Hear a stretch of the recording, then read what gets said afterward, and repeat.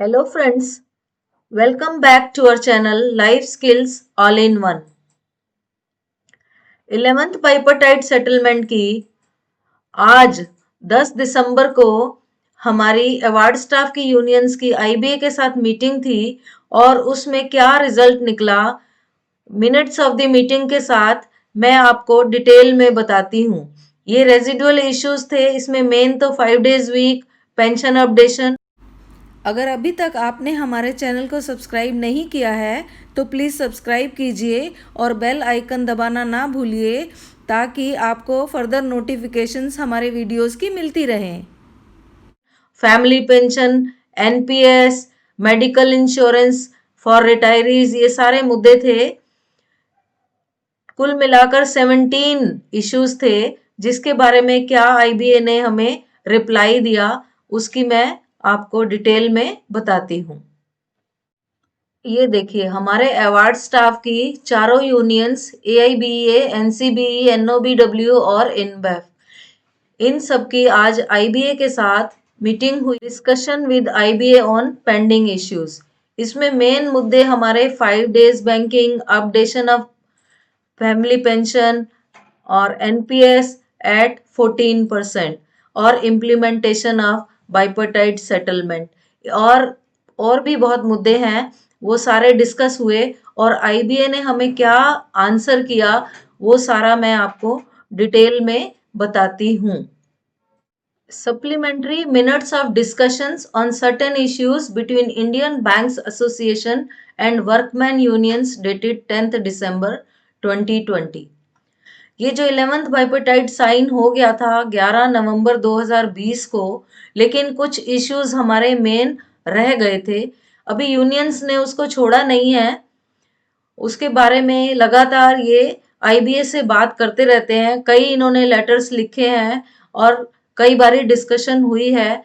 तो अब ये आज की 10 तारीख के डिस्कशन में क्या रिजल्ट निकला ये मैं आपको बताती हूँ। सबसे पहला इश्यू तो है introduction of 5 days banking, declaration of remaining Saturdays as weekly holidays.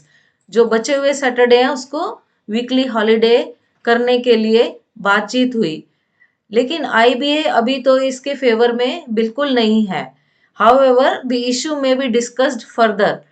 फिर बाद में ये इशू को ये डिस्कस करेंगे, इसको छोड़ा नहीं है।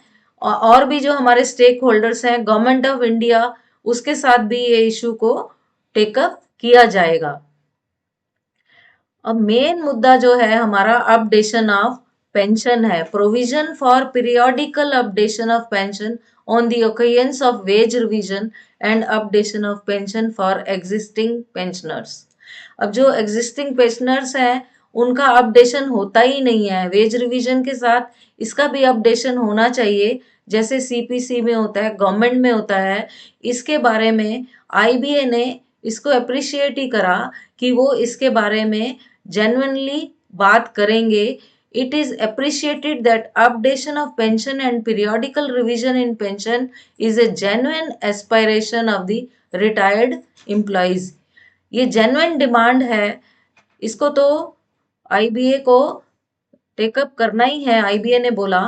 और गवर्नमेंट के साथ भी जहां जहां बात करनी होगी इसके ऊपर बात की जाएगी। और मैंने अपनी पिछली वीडियो में भी ex gratia pension to pre 1986 retirees के बारे में बताया है, उसमें भी आईबीए जो है वो क्वाइट पॉजिटिव है। अब एक और मुद्दा है group medical insurance scheme for retirees. इसका प्रीमियम दोस्तों बहुत ज़्यादा है, तो इसके लिए भी आईबीए से बात दोबारा से की गई। आईबीए ने इसमें काफ़ी तो हमें रिलैक्सेशन दिया, जैसे इम्प्रूवमेंट हुई, like flexible option for coverage दिया, सिंगल पर्सन इंश्योरेंस प्रीमियम दिया।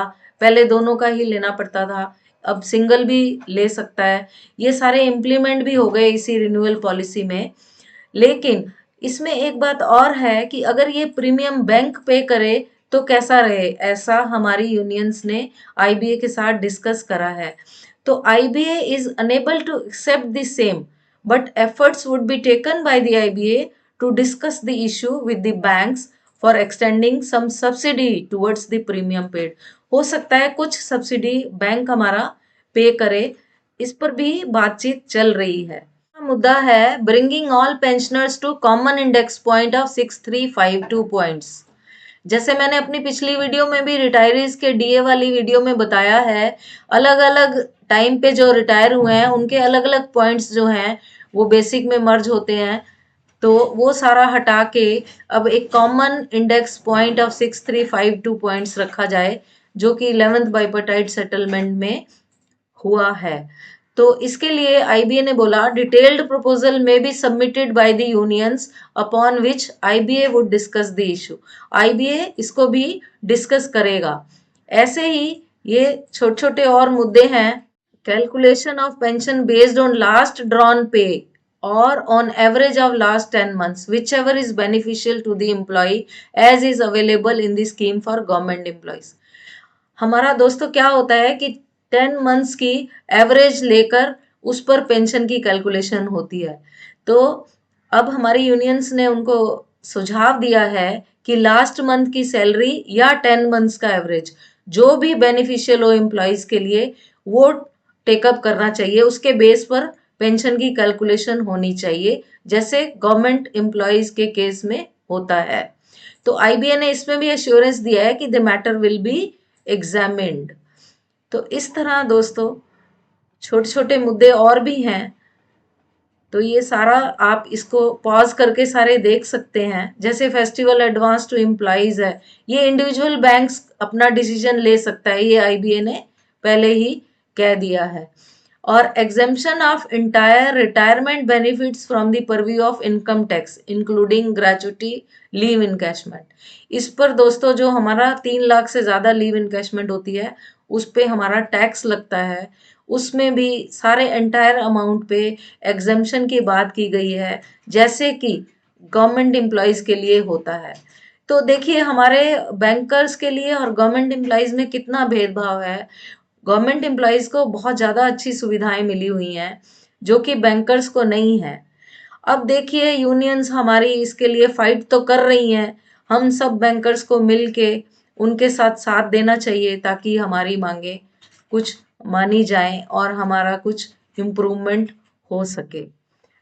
तो इस केस में भी matter is not with in the purview of IBA. IBA ने बोला ये मैटर तो गवर्नमेंट के पास है, however unions point views would be brought to the attention of the government.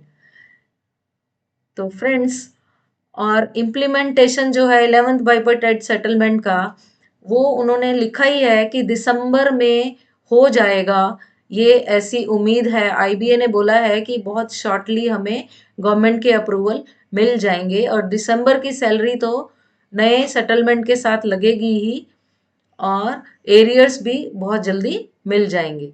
आज के लिए बस इतना ही। Thank you.